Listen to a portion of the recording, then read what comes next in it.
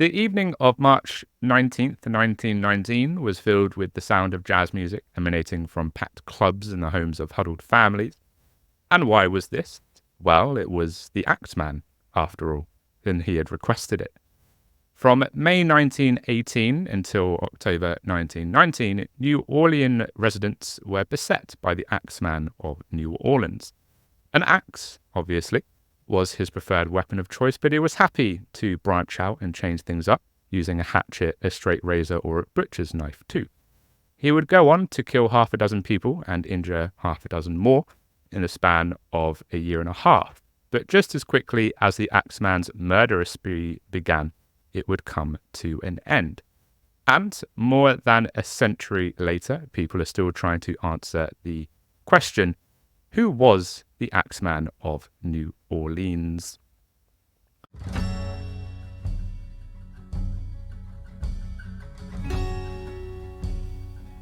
Good evening, everybody. I am Dom.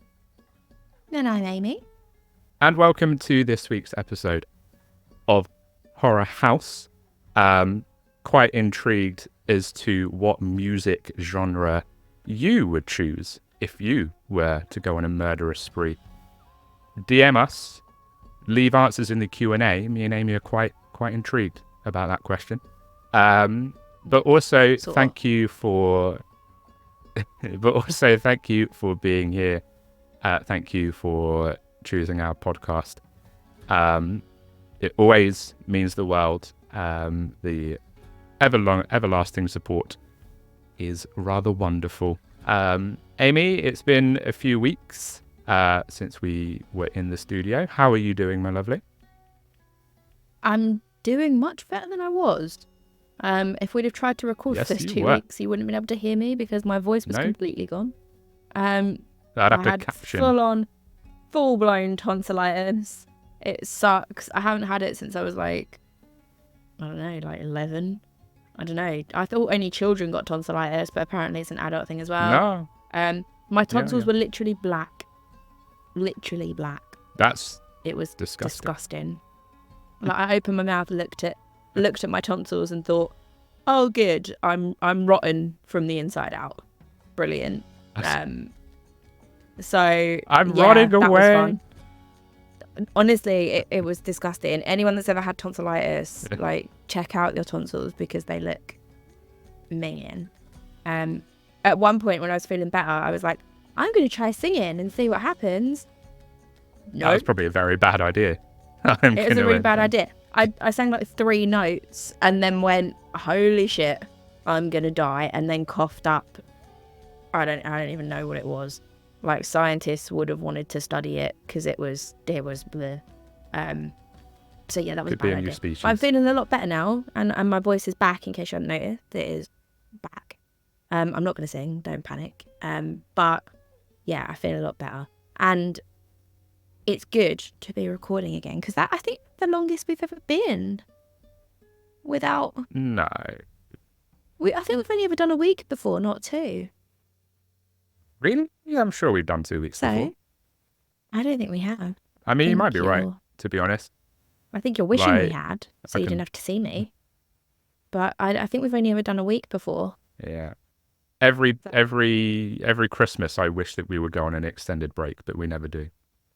We never do. We can't deprive the listeners of our joyous voices over Christmas. No, we can't. No, we cannot. But yeah, I'm very, very glad to hear that you're feeling better. I would try and sympathize with you, but I had my tonsils removed many moons ago. Yeah. So. Do you know what? I was in my desperation when I was like on the verge of tears every day because I was in so much pain. I was like, I wonder if I can just get my tonsils taken out on the NHS because I don't want to ever go through this again because this fucking sucks ass. So I was like, I wonder if they'll just like take them out for me. And it turns out you have to have like something stupid, like 6 occurrences of tonsillitis every year for like 3 years for them to even consider it in adults. I was like, well, obviously I'm not having it that much, so I'm having it like I've had it once. Not gonna lie, I've had it once in like 22 years. If I was having 6 attacks of tonsillitis every year for 3 years, I think I'll just end it all. I'll just be like, you know what, this is fucking I'm just done. crap. Like, Yeah. I'm done. I'm done with this. Yeah. And it's if you not won't like take that my for tonsils anything out. else. Like, to be classed as like a migraine sufferer, you only have to have 3 migraines a year. That's it. Like, why do I have to have 6? That's too many. So maybe I'll just, I don't know. It can't be that hard to take your own tonsils out, right? Maybe I'll just do that. Whip a scalpel back there or something. Should be fine. I'm sure What could go wrong? Sure you'll find a back alley surgeon that would do that for you at a reasonable price. It's like getting an abortion in the 1880s. Like, I'll find someone that'll do it. With a coat hanger. I don't know, whatever. Oh, dear. Dear, oh, dear. But yeah, I don't want to do that again. So I'm going to avoid it at all costs. But I mean, understand. I'm okay now. I've survived. I've made it through. I'm a stronger person for it. It was a real journey, but I'm back now. So, Amy, before we get stuck into the story of the Axeman and his fondness of jazz music, which I don't know how jazz music and murdering and maiming people connect, but hey ho. Do you have any true crime news for us this week? I do, as a matter of fact, yes. I definitely haven't found it as you were speaking. Yeah. Which is a new low even for me. Certainly weren't looking down at your phone. Absolutely not. No, didn't happen. No phone here. You were admiring your thighs. No phone was in sight. They're pretty good, to be fair. But no. They are good thighs. And also not a crime to have thighs. No, if it was, it's not. Arrest me. Everyone would be fucked. Everybody would be screwed if it was a crime to have thighs. If one day someone just went, having thighs is illegal, they'd be like, oh, we're going to need a lot more prisons. Like, so many more prisons. Turns out everyone has thighs. Everyone's just walking around with like a massive gap in their leg where their thigh was. Yeah, just hover. There's the legs, there's the calves and the knee, and then there's just a gap where the thighs should be, and then the hips and everything else. Yeah, dear. That would be a bit weird. So no, let's hope it never gets made illegal to have thighs. No, so my true crime news that I've prepared fully in advance like a absolute professional goes thusly. Great word. 83-year-old convicted of killing wife and daughter with an axe because he was worried they'd become homeless. So he killed them instead. I mean, homeless or dead? They're not going to be homeless. I know which one I'd rather be. I think I'm okay with being... If those are the only options, I'll be homeless. That's okay. Yeah. It's not ideal. Yeah, I would... But it's better than being dead.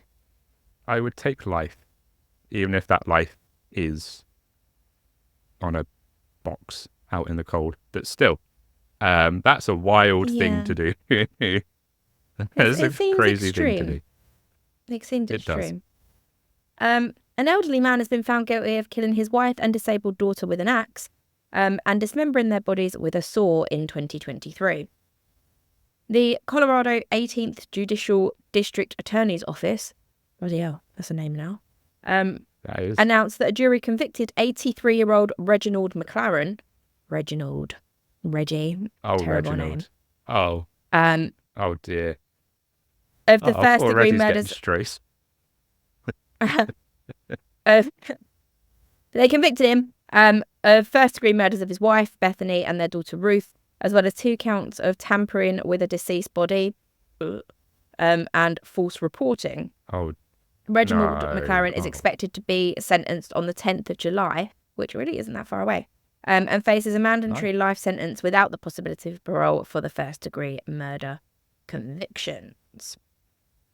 According to prosecutors, on March 25th, 2023, so this really wasn't that long ago, like this was literally the start of this year. Yes. Yeah. That he did this. Yeah. McLaren called the Englewood Police Department and said he believed his, quote, wife and daughter were murdered. Brazen, considering you'd done it. Officers responded to the scene where they found the severed bodies of McLaren's wife and daughter in 2 separate trash cans in the living room. Oh, he kept him in the... Oh, no. Oh, no. Oh, Reginald. I What are you mean, doing, mate? To be Good fair, Lord. like, his story is already not holding up. He's called the police and said, I believe my wife and daughter have been murdered. The police have turned up and they're in trash cans in the living room. Oh, you only believe they've been murdered. You're not sure. They might be all right. Obviously not. They're obviously not okay. My wife and kid have been murdered.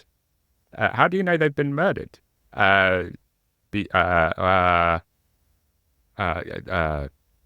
Shit. I guess. I guess they've been murdered. Okay. Awkward. Officers discovered a large axe in a closet and a handsaw near the trash cans, which McLaren said he purchased from Home Depot. Prosecutors argued McLaren, quote, struck his wife and daughter multiple times in the head with an axe before using the handsaw to dismember the bodies. According to the district attorney's office, McLaren told police he had, quote, recently lost his job and did not want to be homeless. The defendant told officials his finances were diminishing and his family wouldn't be able to afford their apartment anymore. McLaren reportedly told authorities he believes his victims are, quote, in a better place. In the trash can. I don't think they're in a better place, Reginald, to be honest. Yeah. The place they're in is the rubbish. Yeah. Chief Deputy District Attorney Jake Adkins said, quote, Mr. McLaren betrayed his family in a gruesome and senseless ambush that he planned for weeks. He violently murdered his wife and daughter and planned to dispose of their bodies like trash. Now, bear in mind, he's lost his job, right? This isn't the part I should be focusing on. I'm doing a classic Amy here, where I focus on completely the wrong bit. Like, the bit that's in theory quite irrelevant. But still pretty surprising. Yeah. The thing I'm going to take from this is also not really relevant or important or what I should be taking. Okay. But I'll let you go first. Okay, so he lost his job. He recently lost his job. Dude's 83. I know. That's... What? Yeah. What are you doing? What's your job Why at 83? Is he still working? Unless you're like, I don't know, adult porn, like old man porn, or... Maybe. I don't know, cranky janitor. I don't really know what you're doing at that age. Other than true. Slowly decaying. True. Then again, pretty sure by the time we get to retirement age, Ames, it will be like 90 or something obscene. Well, yeah, this is true. So, no hope, especially if the Tories stay in. Don't forget to go and vote on Thursday, even though you'll be hearing this on Friday. I hope you did vote yesterday, people in the UK. Yeah, if you didn't vote yesterday, what the hell? What are you doing? Sort it out. Just turn off now because you ain't going to hear anything good. That was a wild story. And like I said... not bad for something I found spare at the moment. Yeah, absolutely. And as I say, I don't know why I'm taking... This is what I'm taking from this. But so this guy is 83 years old, wasn't it? It was 83, you said, right? So this guy is 83 years old. Okay. I'm 30 something. And it hurts when I move most of the time. I'm 30 something and it hurts is all you really needed to say. Yes, it hurts. It does. Everything hurts. Everything hurts. I get up and I sound like a sheet of bubble wrap. There's popping and cracking everywhere. And this guy is 83 and he was able to wield an axe and saw human beings. And I'm like, I know I shouldn't be taking this lesson because he killed his family and he's a bit of a piece of shit. But like, but he's in good shape. He's doing that at 83. Yeah. And I can barely get out of bed at 32. Yeah, I mean, so it's pretty now I'm just like that. It is. Like, I know that's a very morbid way to look at it, but this man should be collecting his pension check, but he's out here throwing axes and all this shit. I'm like, God damn. Yeah. Like, calm down. You're 83. Watch your shows. Sit down Just and have chill. a cup of tea. Sit down. God's sake. Yeah, no, God it is damn a it, bit Reginald. concerning. I'm assuming he didn't have any sort of pension though, because otherwise he wouldn't have to be worried about losing his house. No, true. Very true. This is why you plan for your pension, people. Plan for your retirement. Never too soon. So if anything, I honestly couldn't tell you how much is in my pension. This true crime update has made me feel wildly out of shape. Old. And old, yeah. It's okay. We've still got time. Just get to the gym. Everything's going to be all right. We'll be okay. Dear. I have actually been really lax on the gym recently. I do need to get back on it. I was really good for a while, and I've been very inconsistent. So, well, if I want to be like Reginald and swinging axes at 83, if I'm still alive at 83, I need to bust out in the gym, don't I? Absolutely. I don't know what exercise you would need to do, but I don't know. I don't know if I can actually take an axe in the gym and start swinging it around, to be honest. That might get me thrown out. Also, that was completely, again, I did that well in advance and completely unplanned. But I didn't mean for it to also be about axes. And yet I'm so on brand. I'm just so in tune all the time with the needs of the podcast. I know, right? Just do it like that. Don't even think about it. And this is why you're a co-host. Because you are in sync with the podcast. I am in sync. You are in sync. I would sing an NSYNC song. You were part of the band. Yes. And now I've just replaced Justin Timberlake. Grace. Now he's been arrested. You were part of NSYNC, and now you've fallen from grace, and you co-host a true crime podcast. Yeah. What a fool! Yeah. So, on to our main subject for this episode. Yeah. I believe you know a little bit about the Axeman of New Orleans. Do divulge. Yeah, I do a little bit. I mean, I'm not going to say I'm an expert because I never do say I'm an expert about these things. Unless we're talking Dharma, in which case, hit me up. But yeah, he's mentioned in quite a lot of like popular stuff. Like if you've seen American Horror Story Coven, you'll be familiar with the Axeman of New Orleans. And I also read a book called The Axeman's Jazz that was based around his crimes. So I know a little bit. I don't know how accurate. I don't know how true to life that book is because it is fiction. But I know it's based around what he did. So I don't know how much of it was real. But I know a little bit. But I'm definitely intrigued to hear more. So far, I'm glad to hear that although he stuck to only one genre of music, he didn't stick to one method of killing because that just gets a bit old and boring, doesn't it? Yeah, that is very true. You've got to change things up. You know, you don't want to get bored. Variety. Yeah. I feel like maybe these crimes wouldn't have been as bad or he wouldn't have been as angry if Spotify had existed. Because Spotify will take you on a jazz journey if that's what you want. No, that is very true. You know, just let Spotify take the wheel and don't kill anyone. But unfortunately it didn't. True. And now people died. So that's quite bad. Yeah. He was just really angry that all he could listen to is like R&B. And he was just like, fuck's sake. Where's the jazz? I'm going to go kill someone. Yeah. I'm annoyed now. I would quite like it if I like wandered through my village one night and every house was playing like death metal because that'd be quite cool. Yeah. But I'm not going to kill people if they're not, you know? I'm not that angry about it. I've got headphones. It's fine. Yeah, exactly. Unfortunately, this guy was, you know, just a few years out of when Spotify existed. What could have been probably. And headphones. Yeah, exactly. Cool. So, are you ready to get stuck in to the Axeman, the Axeman's Jazz?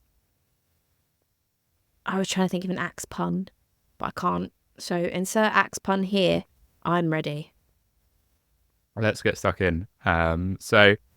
Names such as Jack the Ripper and the Zodiac Killer are likely to spring to mind when discussing well-known unsolved serial killer cases.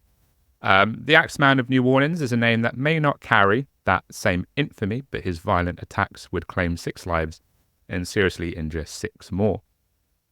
In a similar vein to Saucy Jack, he also liked to mock the police, and from May 1918 to October 1919, the Axeman would terrorize the Big Easy.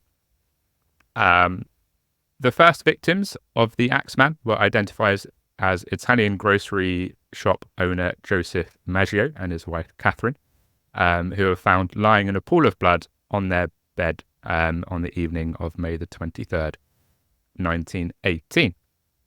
The couple had their throats cut. Catherine was actually cut so deeply that she was almost decapitated, and the killer also struck both with an axe. Nasty stuff. Nasty stuff. That sounds very Damn, Jack the Ripper-ish for a first kill. I mean, it obviously does. not with the man, but wasn't it does. forgotten her name, but the Ripper's first victim, she almost had her head cut off, didn't she? I mean, she had a lot of things cut, but She Ripper, did, etc.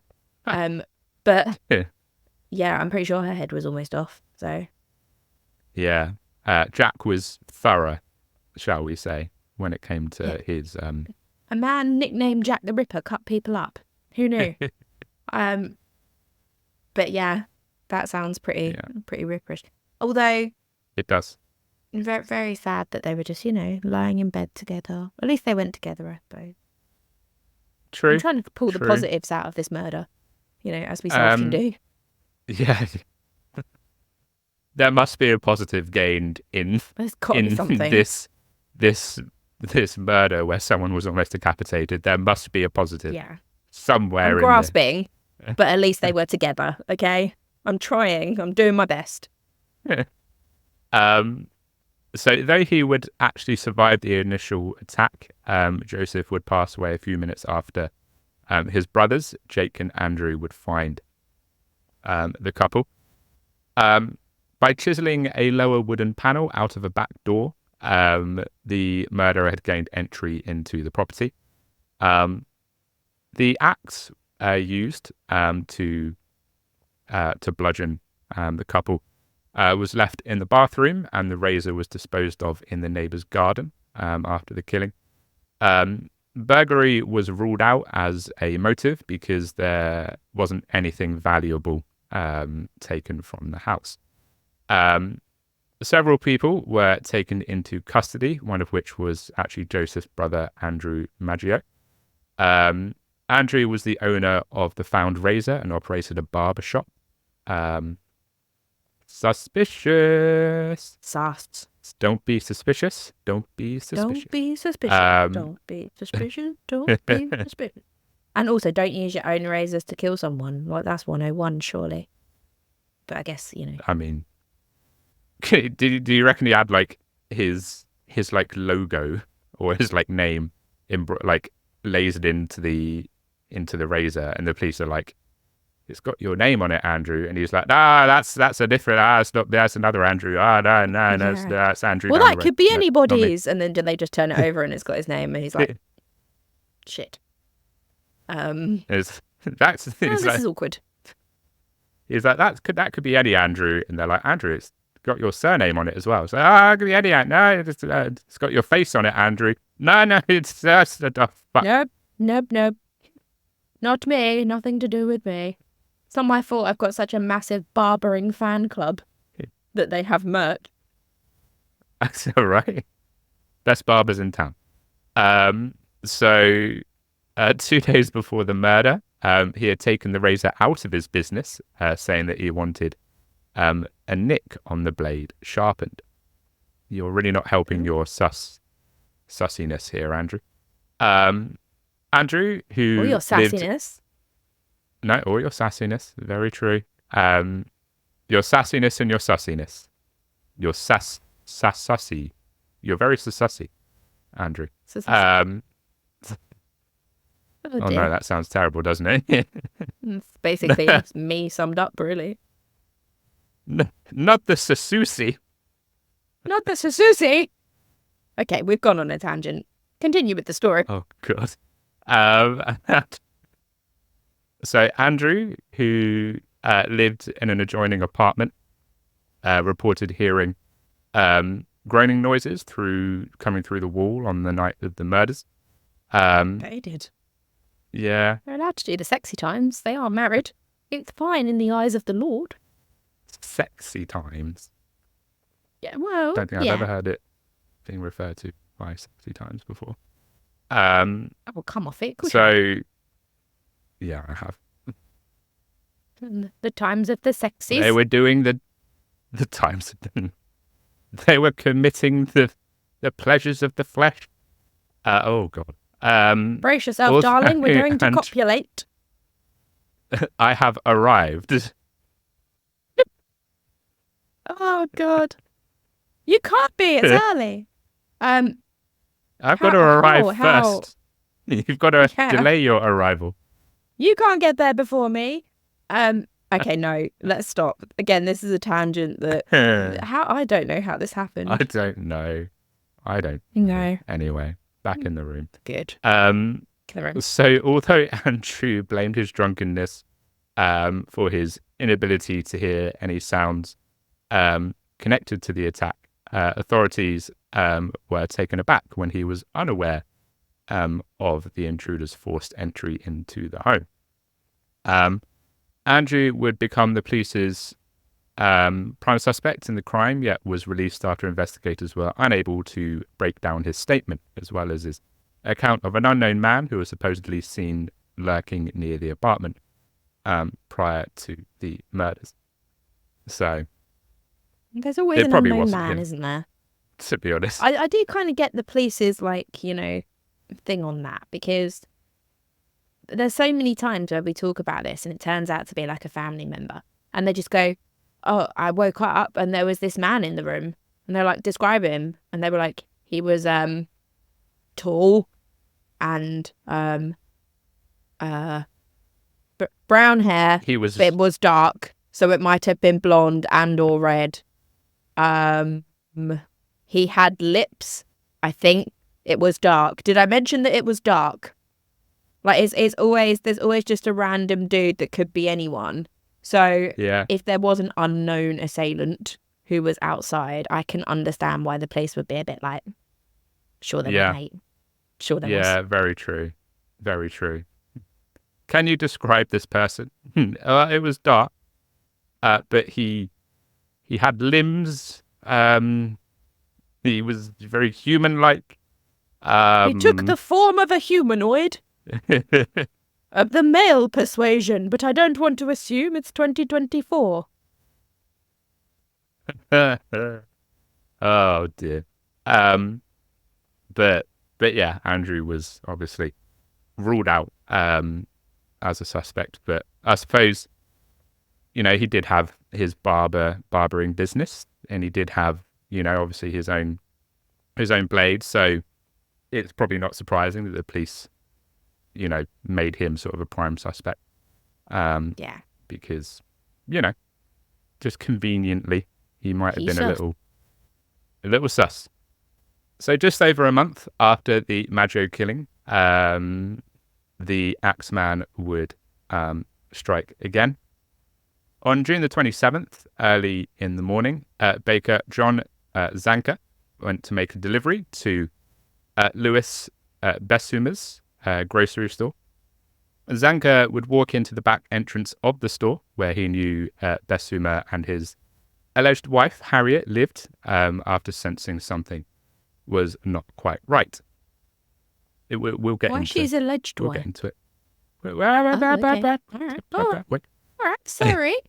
Sorry, we'll get there. I was just confused by your verbiage, but if you're caring to explain it at a later point, I'll shut my mouth. Shut up! Shut your filthy whore mouth! Yeah, no, go for it. God, 2 weeks away, and look at that, she's jumping all over the place. Yeah, sorry, guys. I'll bring it back, don't worry. It was here that the pair would be discovered, bloody and barely clinging to life. Lewis was struck above his right temple, resulting in a possible fractured skull. And Harriet was hacked over her left ear and left with one side of her face permanently paralyzed. She would later have surgery in an attempt to correct it. On August the 5th, however, she would pass away 2 days after the surgery. So I think it was a botched surgery from what I can remember when I was reading up on this. Did she go to a back alley and someone did it with a coat hanger? Maybe. Who knows? Call 1918. back to an earlier point in the show. Yeah. So once more, while they were sleeping, the assailant would break through a panel in their back door to gain entry. The axe, which didn't belong to the assailant, it belonged to Lewis, was discovered in the bathroom once again, and the property had not been stripped of any valuables during the attack. Lewis Ubicon, I believe, a 41-year-old African-American man who had worked at the grocery store just the week before the attacks, was taken into custody by the police almost immediately, pretty quickly. Despite a lack of any compelling evidence to point to his guilt, authorities did detain him on the grounds that he had provided inconsistent stories of his location.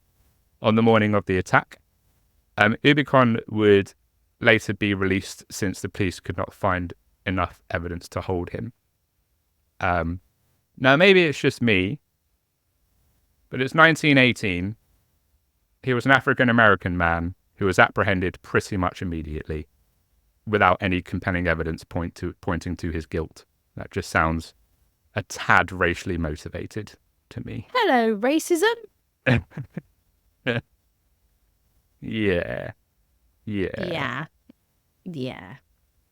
As soon as I saw that, I was like, well, that's just racist.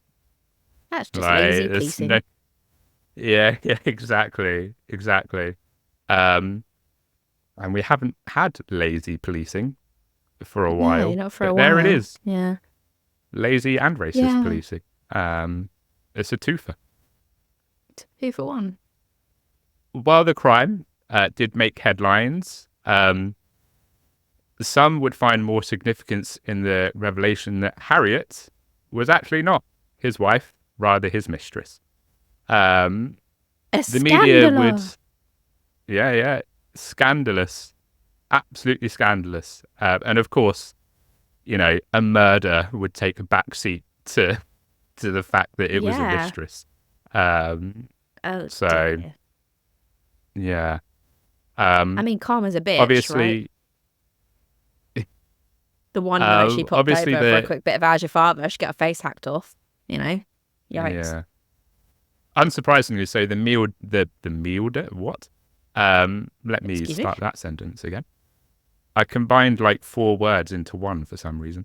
The media, unsurprisingly so, would have an absolute field day when this came out. And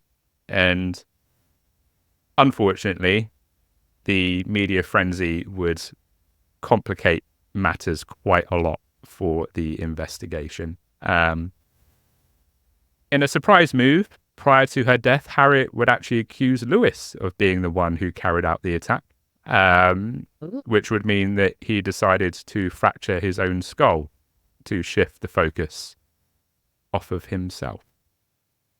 Okay, Harriet. I mean, it's not unheard of. He was... No. Oh, don't tell me. Wait. Liz Gollier shot herself in the leg. No, true. Yeah, she did shoot herself in the leg. Yeah. So it's not unheard of. But fracturing your own skull is kind of a step above that, really. Yeah. Also, probably quite hard to do, right? With an axe. it just seems a bit silly as well, doesn't it? Yeah, it's a bit extreme. Like, Bit extreme. you know, if you want to kill your mistress, then, I don't know, get someone else to do it, maybe. Or tell your wife. Yeah. 2 for 1. Get rid of them both in one go. Great.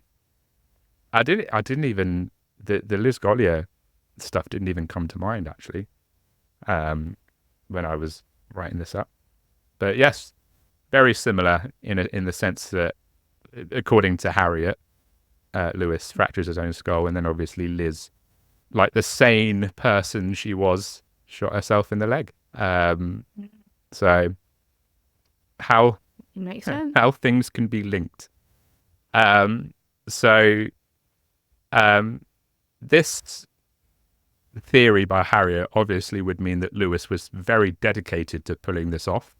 And the police would also agree with that, because Lewis was actually charged with murder and served 9 months in prison before being acquitted on May the 1st, 1919, after a 10-minute jury deliberation. Oh. So that's a really quick deliberation as well. 10 minutes. They just went into a room, went, nah, I reckon he's innocent. Bye. Pretty Done. much. Yeah. It's 1918, so that's why we can't trust women. True. True. She's probably hysterical. Get her a vibrator exactly. and tell her to shut up. Yeah. And a mistress as well. So that probably even made them even more like, nah, she's full psycho. She's a woman and a slut. We must disregard her word immediately. She can't possibly also have a brain. So, Amy Schneider, who was 8 months pregnant at the time, unfortunately, was the next victim of the Axeman. And this attack would occur on August the 5th, 1918. While she was laying in bed, she would wake to see a shadowy figure standing over her. She would be repeatedly struck in the face, resulting in her scalp being sliced open and some of her teeth being knocked out. She was found by her husband upon his return from work around midnight. But because she's an absolute badass bitch, she would survive the attack and would give birth to a happy, healthy baby girl a few days later. What a legend. Eat shit, Axeman. That's what she was like. Try harder. Eat fucking shit. Try harder. I mean, don't, obviously. You ain't shit, Axeman. You ain't fucking shit. Call you Axeman. Can't even axe right. but yeah, damn. Damn. She was like, Axeman ain't shit. I'm pushing this baby out, and I'm gonna do a massive fuck you. So, except for these, gonna do a massive. I mean, probably she just had a baby, right? A lot of women shit, so yeah, it does make sense. I was about to say, don't women shit themselves when they're giving birth? Yeah, my mum shat on my head when she gave birth to me, and I told her. My dad likes to tell me that often, and then I always say, yeah, and you've been shitting on me ever since, you bitch. It's fun in my family. Oh God, man. I love how people are like, giving birth is such a wonderful, and it's like, every description is just like, no, shit. No, this sounds awful. Shit, piss, blood, just fluids that I don't even really know what they are.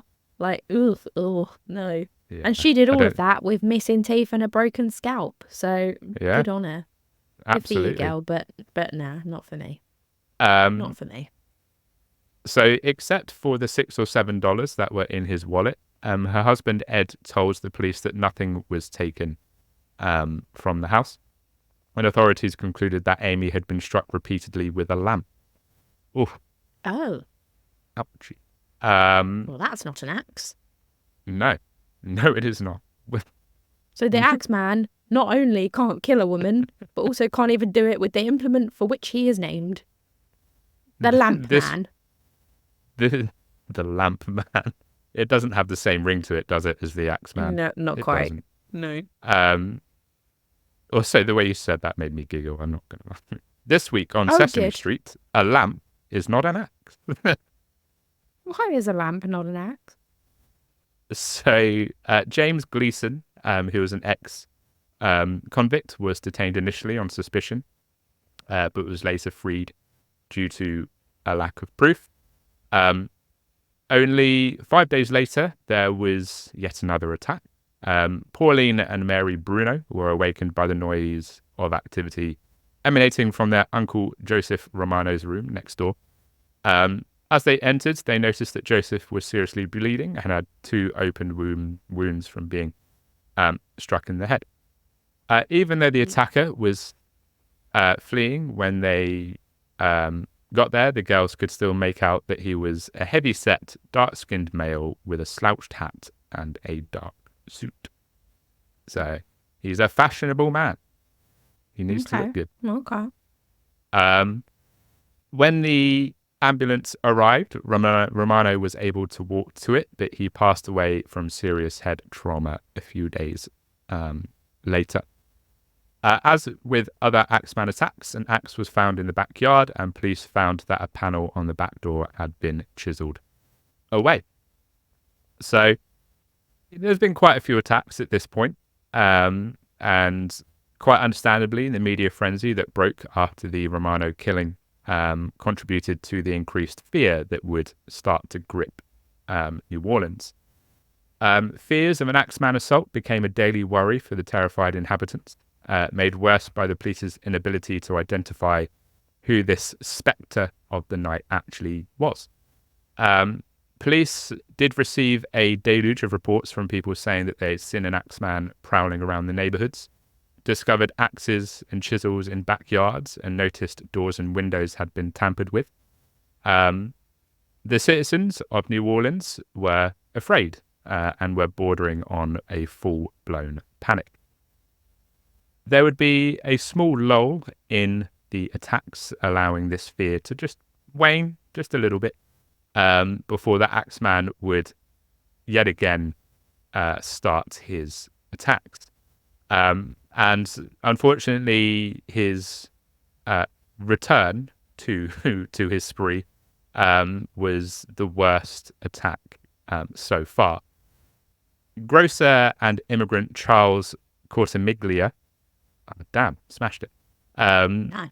resided on the village of, watch me like just absolutely fail on like an easily British word, and I just look like an absolute fool. So like media had Charles, a field day, merging into Mealder. I was just making new words. That's all I was doing. No, that's all I was doing. You know Dom speak. You've known me for long enough. You know what I mean. We know that there's not anywhere near enough words. We need more of them. Exactly. So Charles Cortemiglia resided in the village of Gretna, just over the Mississippi River from New Orleans, with his wife Rosie and his daughter Mary, aged 2. Early in the morning, neighboring grocer Lorlando Giordano, which is the most Italian name I think I've ever heard in my life, heard screaming coming from the Cortemiglia residence. He would hurry across the street to investigate, and it was here that he discovered that the 3 had been attacked. Rosie had awoke to find her husband locked in a struggle with a large man wielding an axe. It was a fight that unfortunately Charles would lose, taking multiple blows to the head and receiving a fractured skull.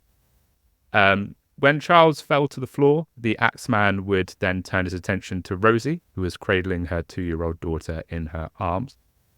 You could probably guess where this is going to end up going. She would plead for both their lives, but the Axeman was undeterred. He would swing his axe, and it slammed down on both mother and daughter, killing the child instantly and giving Rosie a fractured skull. After the incident, the couple were taken to a hospital. Charles was released a few days later while his wife remained under medical supervision. Why are you killing kids, Axeman? Like, what the fuck did a 2-year-old do? Like, honestly. Yeah. I mean, why are you killing people in general? Because it doesn't actually seem like you have a motive. There is that. At all. Like, but a 2-year-old? Like, really? Really, man? Not on, buddy.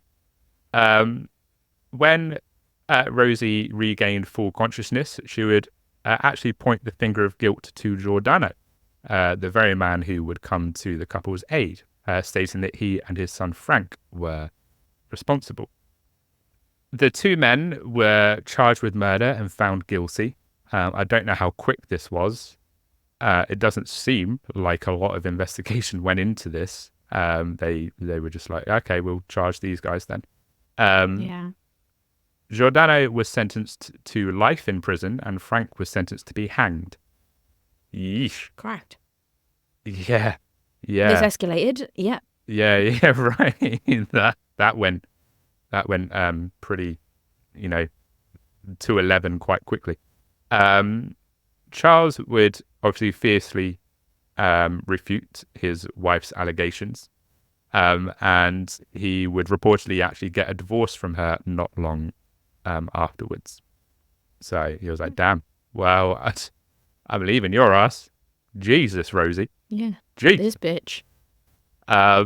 After almost a year, Rosie would actually withdraw her testimony, stating that she had falsely accused the Giordanos out of spite and envy, which would lead to their release. So, obviously, rival grocers, I guess. And she was just like, well, yeah, I'm going to... Who knew grocers were so competitive? Right. Grocery wars, man. It's yeah. Same some fucking carrots. Chill out. Like mafia wars. Nah. Grocery wars. Don't worry about it. But, yeah, man. Grocery wars. Yeah. Crazy out there. Bloody on the street. So, once more, panic and despair would grip New Orleans after the attack on the Cortemiglias. And the Axeman would make the decision to write to the Times-Picayune newspaper a few days following the attack. But before we get into that little letter, we're going to take a quick break. Ames, what do you think? I think that's a good idea. I think I'm bamboozled, and I need to some time to come to terms with my bamboozlement.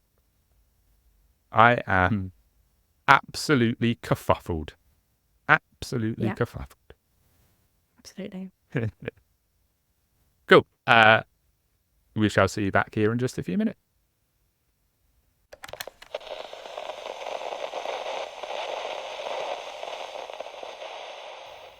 Welcome back, everybody, to part 2 of our episode about the jazz-loving serial killer. Amy, what did you think of part 1? What do you think of the Axeman? Obviously, you know a little bit about him, but hopefully you learnt some new factoids. I did. I don't know what I think of him. He's a bit... I don't know, he seems like a bit of an opportunist so far. Like, he's hacking through any back door he can come across, and then the axes that he has used, I can't speak. The axes that he has used haven't even been his. So, like, I'm really sure you're an Axeman, to be honest. No. And one of them was a lamp. So that's not the same. So no, true. Very true. I don't know. But yeah, it's a lot of do you know what did spring to mind was if I wanted to kill someone around about this time, it would be a great time to do it because all you really have to do is hit him in the head with an axe, and everyone's like, well, there is an Axeman running around, so it must be him. But that was just me thinking about how easy it would be to get away with killing someone, which probably isn't the approach that we should be taking. But yeah, it's good. I'm definitely learning good. Something. Not just that he's good. Not really. So far, he likes jazz, and that's the only thing about him that's true, because he's not an Axeman. No. No. I actually, I'm sure I read that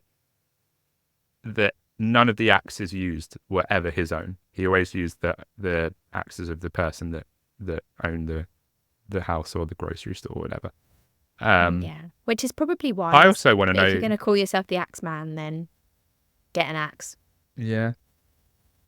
You're not a real Axeman. Own an axe. Get your own it's axe. Like Axeman 101. Own an axe. Own an axe. You're a fake Axeman. Yeah. Phony. Poser. Fugazi. I also want to know what he's got against Italian grocers, because Italian grocers seems to be his primary target. Yeah. Like, that's what I. Is he an early vegan? Does he just really disagree with their selling methods? Maybe. Like, I don't get it. He's really, really angry about the price of eggs. What's the deal? This bread prices are too damn high. God damn. Dead. Yeah, it's very specific. It's a very niche group of people that he's decided to target. Unless it's complete coincidence, in which case, wow, that's kind of, what are the chances? Yeah, I mean, I don't know if it can be, because like I said, it's his primary target seems to be Italian grocers, and I don't know if like every grocers he goes to conveniently happens to be an Italian one, and he's like, oh, okay, well, I'll just do this one. I guess this is my thing now. I guess this is what I do. My MO. This is my. It seems very, very odd, but yeah, it does. Unless if he wasn't targeting them, then it's very odd. If he was targeting them, it's very odd. Like, what a niche group of people to just take, a stance against. Yeah, absolutely. Obviously, at the end, there are theories. So we will talk about some theories. To see what, if we can potentially decipher what is going on. But let's get into part 2. Before we went to break, I said that he had wrote a wee little letter to the Times-Picayune newspaper. And it's quite a read. If I can find the letter, I'll put it in the show notes. I haven't copied down the entire thing because it's a long letter. It's a beefy boy. But I pulled a snippet which I thought was quite interesting out of it. So, like I said, if you do want to read the letter, we'll link it in the show notes, and you can go and have a wee little read. So, the Axeman in the letter boasted that he could kill thousands more people if he so desired, calling himself, quote, a demon from the hottest hell with a, quote, close relationship with the angel of death. He made fun of the, quote, foolish police, saying that he wouldn't be apprehended because he wasn't human. We've got a well-balanced man on our hands, people. 100% sane. Yeah, right, 100% sane. Because who wouldn't be sane when he says he's a demon from the hottest hell and is besties with the angel of death? He would also threaten the city of New Orleans, stating, quote, this is going to be a little long one, so bear with me, stating, quote, now, to be exact, at 12:15, brackets, earthly time, on next Tuesday night, I am going to pass over New Orleans. In my infinite mercy, I am going to make a little proposition to you people. Here it is. I am very fond of jazz music, and I swear by all the devils in the nether regions that every person shall be spared, in whose home a jazz band is in full swing at the time I have just mentioned. If everyone has a jazz band going, well, then, so much better for you people. One thing is certain, and that is that some of your people who do not jazz it out on that specific Tuesday night, quote, if there be any, will get the axe, end quote. If in doubt, jazz it out. Right. If in doubt, jazz it out. That's I got stuck for a minute when you said nether regions. All the demons in my nether regions were a bit unhappy. It's quite, but yeah, quite the letter well, obviously that's not the full letter, but it's quite the snippet anyway. Yeah. And it's not very specific either. Like, if there's a jazz band playing, well, okay, not everyone can just get a jazz band. Like, some of us are poor, Yeah. you know? We need to, Yeah. I don't know, can I sing? Can I hum? Can I Yeah, whistle? yeah. Can I hum? Yeah, like, you can't just expect everyone. Plus, how many jazz bands are there in New Orleans? Presumably quite a lot 'cause it's New Orleans. But not enough to go in every single fucking house. Yeah. Yeah. So, yeah, just be a bit lenient. Yeah. Oh, Demon One. He's asking a lot. He's asking a lot. Yeah, I need a few more. You know. I have questions. Let me just, you know, get the jazz band out the cupboard, you know, that I have stored in there for this exact occasion. Good job we've been keeping that full jazz band in the basement, because I knew they'd come in handy one day. And I've been footing the food costs for ages, so they're finally going to earn that back.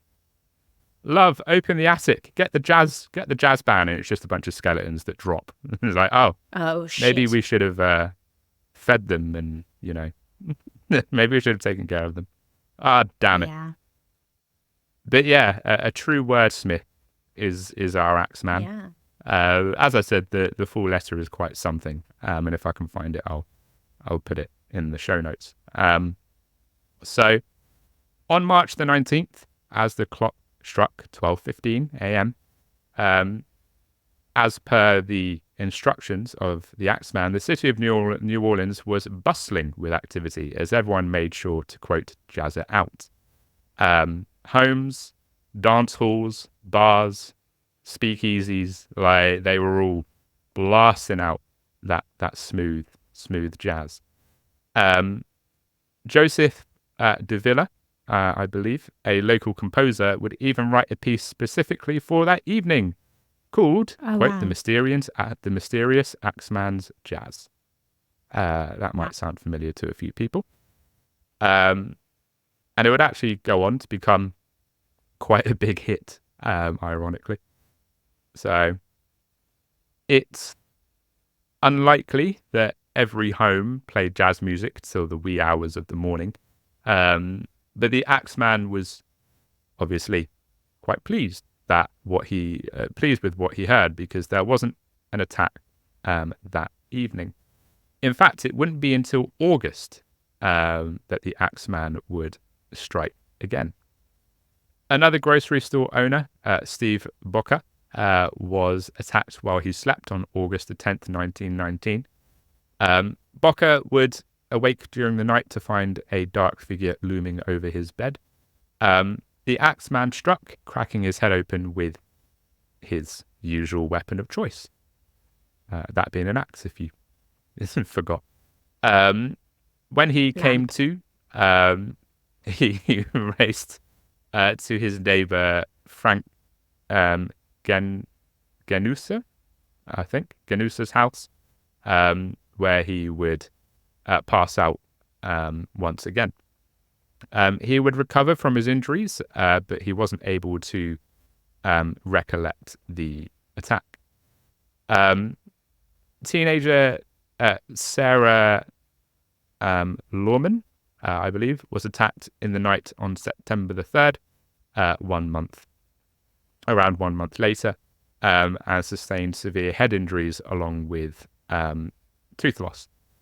There was a bloody axe found in the front lawn, and similar to Bocca, Lorman would recover from her injuries, but also couldn't remember the attack. Some people, however, do think that this might be a copycat crime rather than the Axeman's work, because the assailant entered Lorman's home through an open window rather than chiseling out a panel on the back door. Panic had obviously descended once again on New Orleans, especially after quite a long break from any Axeman attacks. Still, nothing more would be heard from the Axeman for nearly 2 months. Then, for what would prove to be his final attack, the Axeman would strike once more in October. The Axeman would decide to target Mike Pepitone, a grocery store owner and father of 6 children. 6 children sounds way too many children. No, thank you. I can barely look after myself. Like, I couldn't look after 6 axe to the children. face was probably a bit of a break. A disturbance from a husband's room would wake his wife, and she would come to the door right as the large man with an axe was running from the scene. Mike was laying in a pool of his own blood, and most of the room was covered with bloodstains. And it wouldn't be long, unfortunately, it wouldn't be long after that the injuries he sustained to his head would claim his life. And just as suddenly as it began, the attacks would stop, and the Axeman would disappear into thin air, just like the spirit he claimed to be, and was never seen nor heard from again. I mean, he didn't really disappear because he wasn't a spirit, but, you know, storytelling. Yeah. Or so, was he? I mean, maybe. Maybe he was a demon from the nether regions or whatever he said he was. Syphilis. Maybe he was syphilis. He was the human all incarnation of these people had of syphilis. Yeah. Um, Syphilis could have been so bad that all of these people just axed themselves in the head. So yeah. He just like that. He disappeared. As quickly as he began, he stopped. So obviously we've talked about the many attacks, of which there was quite a few to get through. Hopefully you're still with us. But who was the Axeman? Well, to this day, nobody knows. It is a complete mystery. One of Amy's favourite things. It's unsolved. Nobody knows. But there are some theories. Some of them a bit more grounded in reality than others. I will say. So one of these theories is the Black Hand, and no, it's not not a killer who has like a rotting hand. Bear with me. So, given that the bulk of the Axeman's attacks targeted Italian-American grocery stores, some have speculated that these individuals were all victims of the Black Hand. And what is the Black Hand, I hear you ask? Well, it is a very, very early mafia organization. Which, of course, you put first because Dom loves the mafia. That's not actually what I put it first, in my defense. But I can see why. That's your favourite theory. It's not actually. At least I don't think it is. Okay. No, it's not. It's not my favourite theory. Okay. All right, let you off then. So the attacks may have been connected to outstanding debts from extortion, as the term, quote, Black Hand crime described a form of extortion prevalent in Italian neighbourhoods during this period.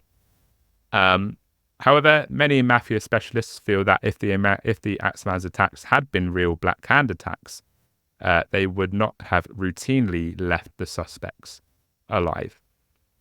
I mean, which is fair. Yeah. Theory 2 is an individual by the name of Joseph Monfrey. Crime writer Colin Wilson theorizes that the Axeman might have been Joseph Monfrey, a man who was shot and killed in Los Angeles in December 1920 by Mike Pepitone's widow, Mike Pepitone being the last known victim of the Axeman. I know, right? That's a bit of a juicy one. Interesting. Yeah. But after looking through newspaper archives, police court and public records in Los Angeles and New Orleans, true crime writer Michael Newton was unable to locate any proof of a person named Joseph Monfrey, or a name similar to that, had ever been murdered or assaulted in Los Angeles. There seems to have been a Joseph Mumfree in New Orleans who had a criminal record and may have been associated with organized crime. But there aren't enough detailed local records available for that time period to confirm this or positively, there we go, identify this person. I can pronounce Cortemiglia absolutely fine, but positively, no. I can't. Not so much. It's quite negative, actually. Okay. I'm gonna go probably not Mr. Mumfree. Not Mr. Mumfree. Mumfree. Nah. Mumfree. Unless he was a demon. Unless he was an actual demon. Maybe. Then, no. Maybe. So saying that, however, scholar Richard Warner claims that a Frank Doc Mumfree, spelt Mumprey instead of Mumfre, who went by the moniker Leon Joseph Monfrey or Manfrey, spelt Monfre/Manfre, was the main suspect in the Axeman crimes.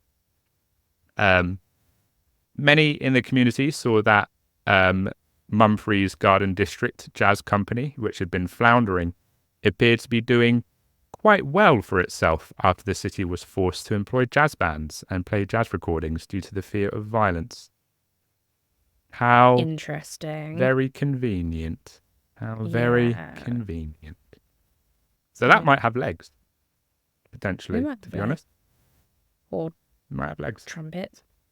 That might have bass. Yeah. All about that bass and no treble. But yeah, it might be. It might be a solid theory. It would make sense for it to be related to someone in the jazz industry because everyone fucking hates jazz.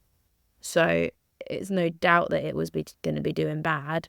And if there's a night where that's how you survive, then to be fair, people that play jazz these days, if that, any of our listeners happen to be jazz musicians, maybe have a think about doing something like this because that'll revive your career. No doubt you're struggling.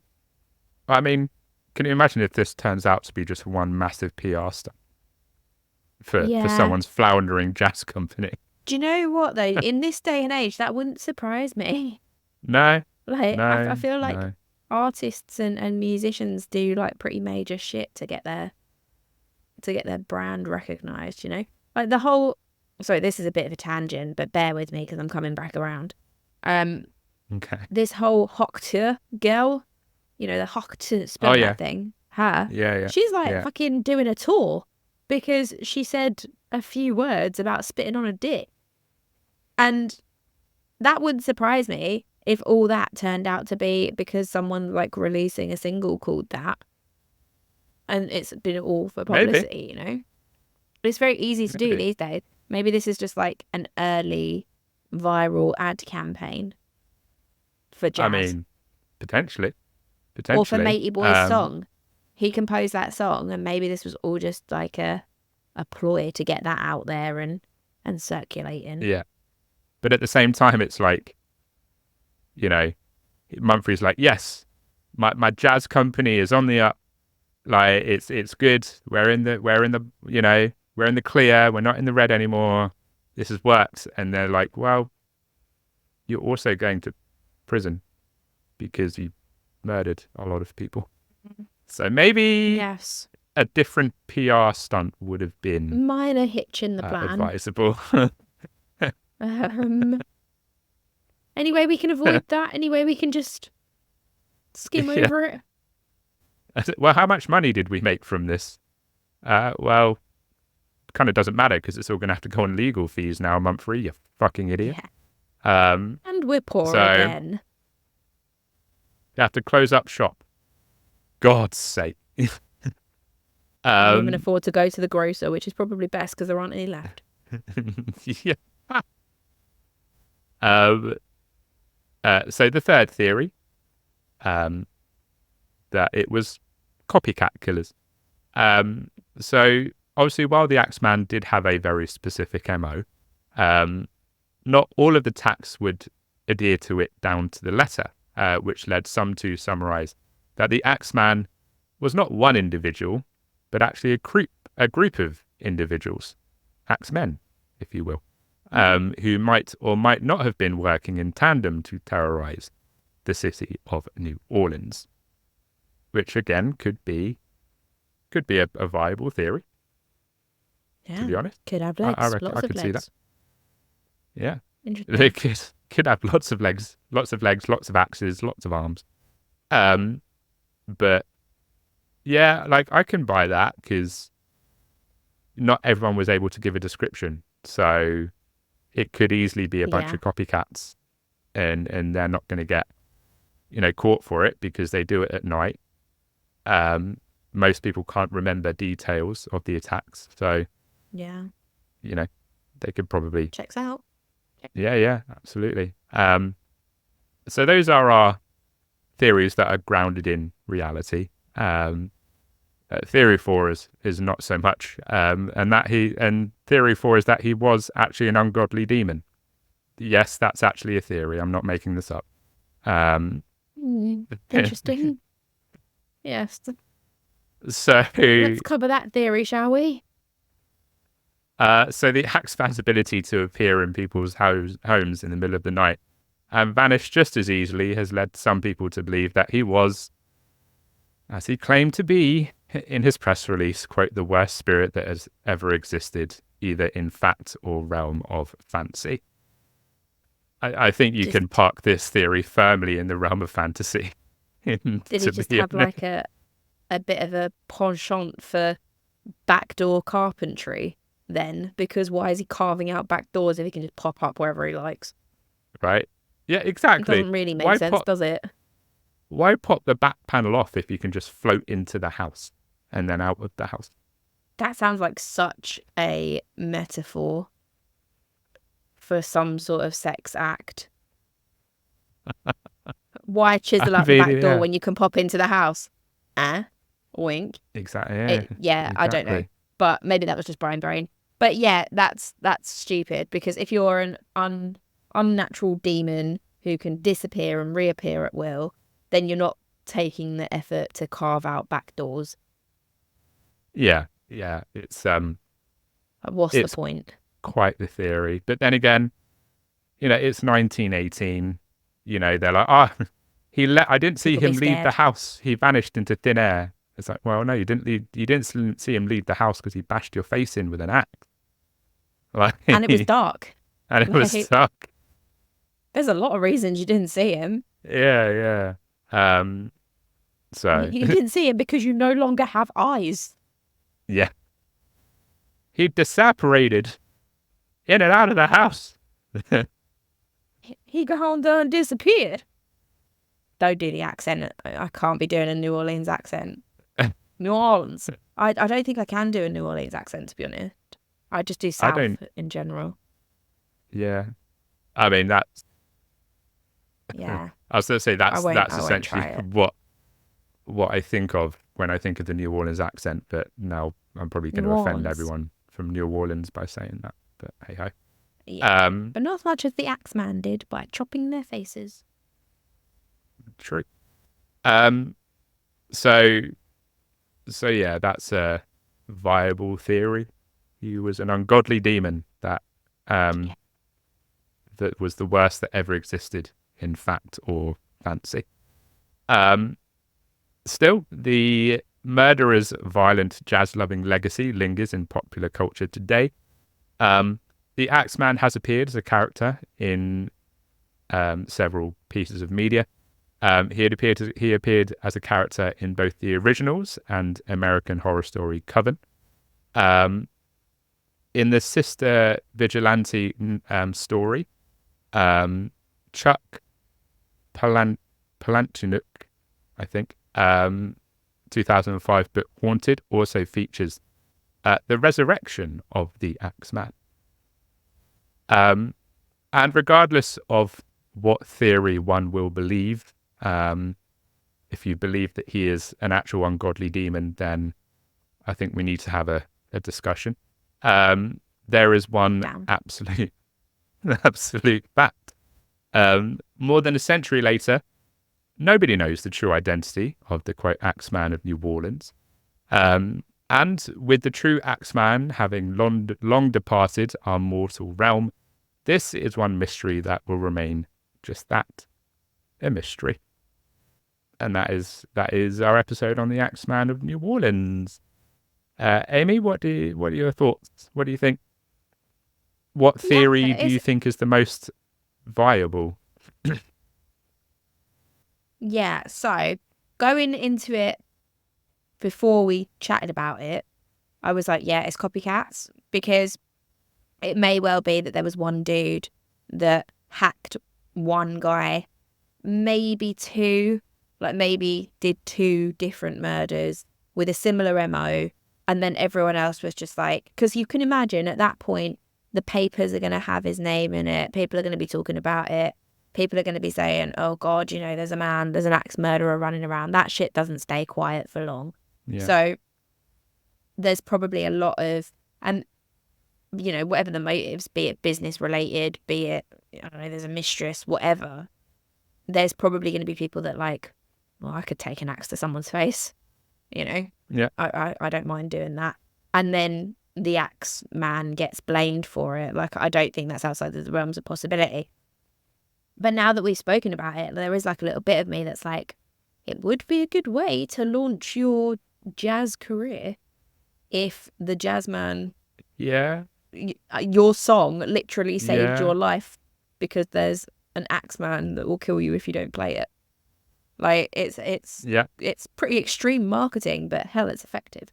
So there's maybe a part of me that's like, maybe he just really liked jazz, or wanted his song to do well, or wanted to relaunch the jazz industry, and that was the only way he could think to do it. Because that, again, I mean, it's extreme, but not impossible.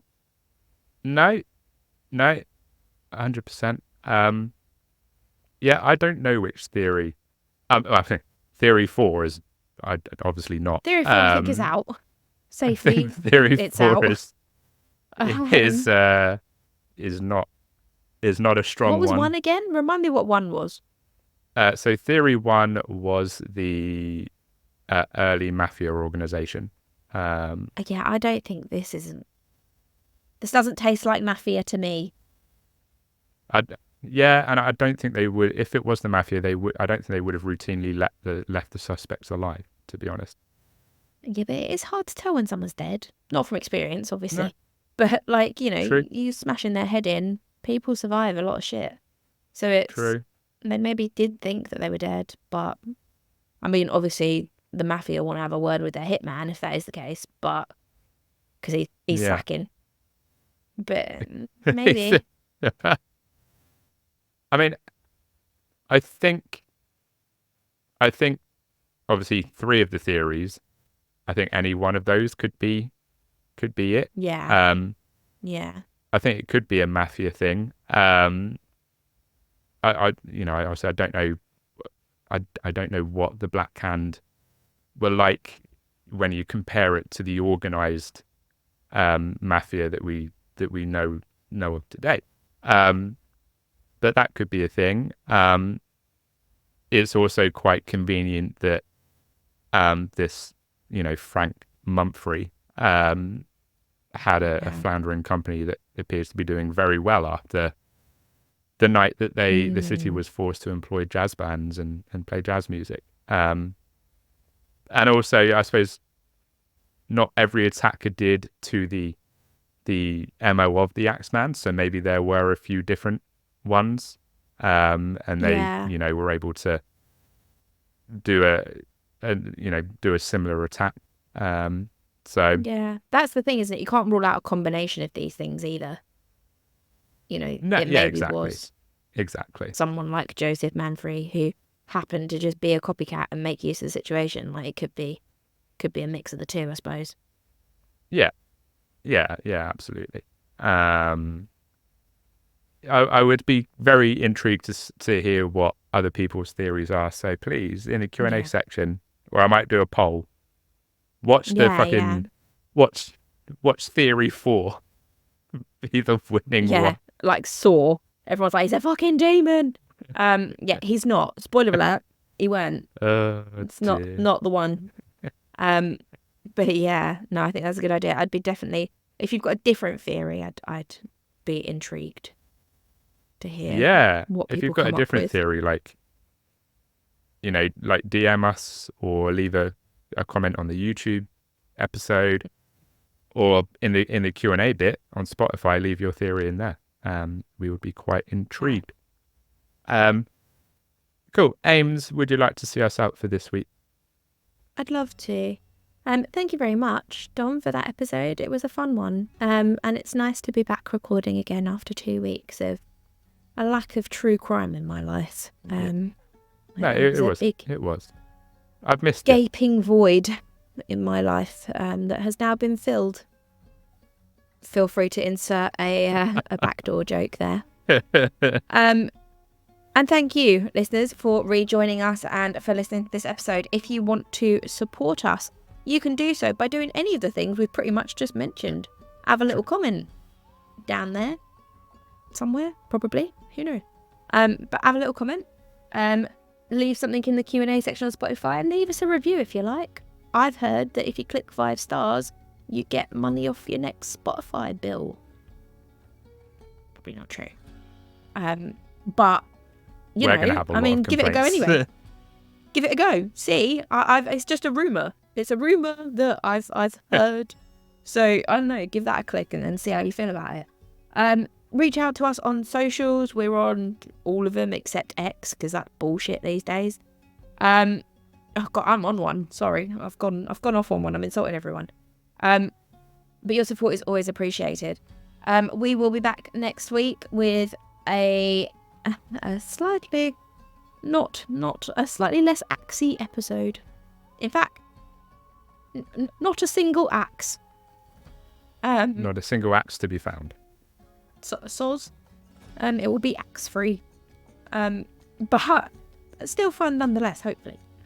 So we will see you then. But until that time, stay spooky. Stay spooky.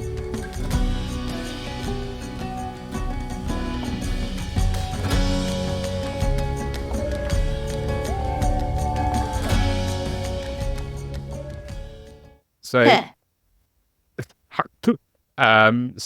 what? Spit on that thing. So what if you? Oh God, just leave it there. Leave it there, I reckon. Yeah. I'm not even going to bother asking the question that I was going to ask you.